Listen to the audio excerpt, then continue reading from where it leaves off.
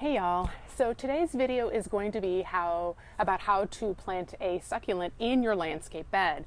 And there are some important considerations when you're doing this. For this particular spot is a whale tongue agave, which gets down, or it's cold hardy down to about 10 degrees. If the temperature drops down below that, you'll have to cover it, especially if it's raining or something.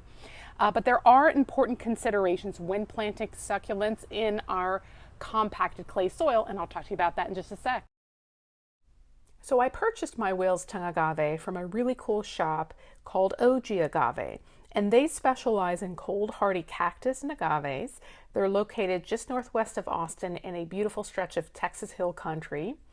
The owners were super knowledgeable, very helpful.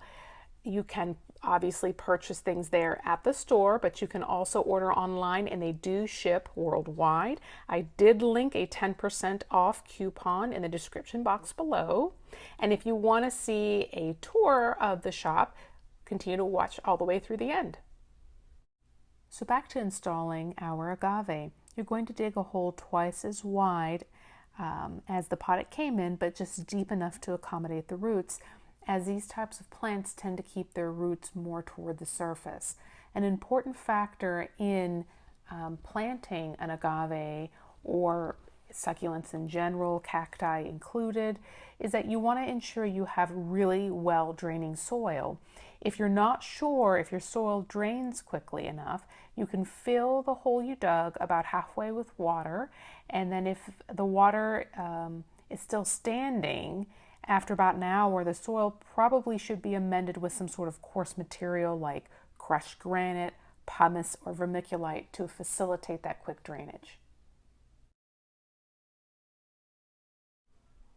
So the rest of the plant installation process is fairly standard.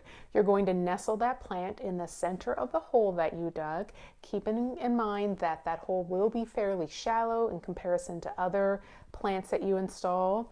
Then you just essentially backfill with your amended soil, and you can finish it off with perhaps some crushed granite, pumice, or decorative rocks.